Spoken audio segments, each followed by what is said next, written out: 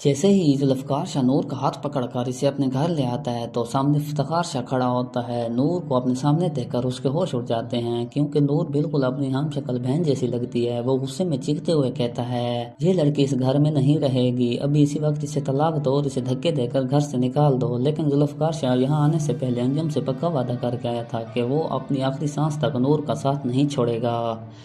इसलिए वो इफ्तिखार शाह के एक भी नहीं सुनता, नूर को अपने एक बेडरूम में ले जाता है जिसे इसने पहले ही अपने मुलाजमों से केक और फूलों से सजा रखा था। जब नूर दीवार पर अपनी हम शक्ल की तस्वीर देखती है तो इसके होश उड़ जाते हैं। वो कांपती हुई कहती है, ये तो मेरी जुड़वा बहन है। इसी तरह रुमशा भी सलार का घर छोड़ने का फैसला कर लेती है। वो कहती है, मैं अब यहाँ एक लम्हा भी नहीं रहूँगी, अगर तुम मेरे साथ चलना चाहते हो तो अपनी माँ का घर छोड़ दो।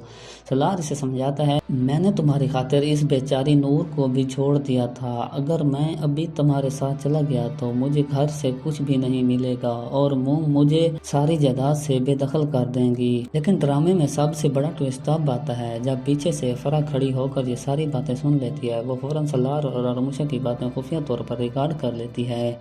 इसके बाद फरा फौरन रुमशा को घर से निकालने के लिए अंजम फूफू के पास जाती है और इन्हें सारी रिकॉर्डिंग सुना देती है। ये सुनकर अंजम के होश उड़ जाती हैं। वो गुस्से में इसी वक्त सलार के पास जाती है और इसके मुंह पर जोरदार थप्पड़ मार देती है।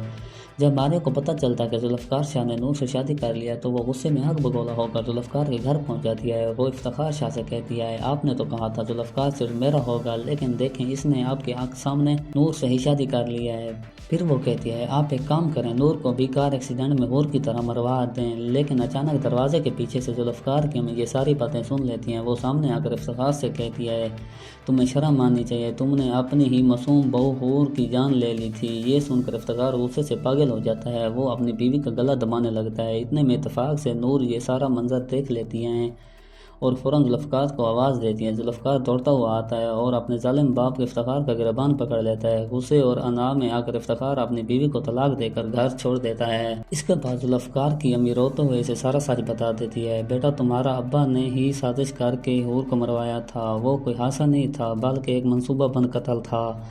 ये जानकर जुल्फ़कार शाह का खून खोल उठता है। वो फ़ौरन पुलिस को बुलाता है और अपने अब्बू को हथकड़ी लगवा कर जेल भिजवा देता है। इसी तरह जब अंजम फूफू को हकीकत पता चलती है कि सलार ने नूर पर झूठे इल्ज़ाम लगाए थे तो वो सलार को धक्के देकर घर से निकाल देती है और इसे अपनी सारी जायदाद से महरूम कर देती है। जब रुमशा देखती है कि अब सलार के पास कुछ भी नहीं बचा तो वो भी इसे छोड़ कर चली जाती है, क्योंकि इसने सलार से शादी सिर्फ इसकी दौलत की वजह से की थी।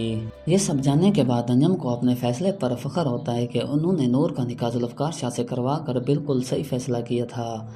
दुश्मनों के खात्मे के बाद जुल्फ़कार शाह अपनी नूर को हनीमून के लिए कश्मीर की खूबसूरत वादियों में ले जाता है। वहाँ वो एक शानदार होटल में ठहरते हैं और जुल्फ़कार नूर से बेहद मोहब्बत भरी बातें करता है।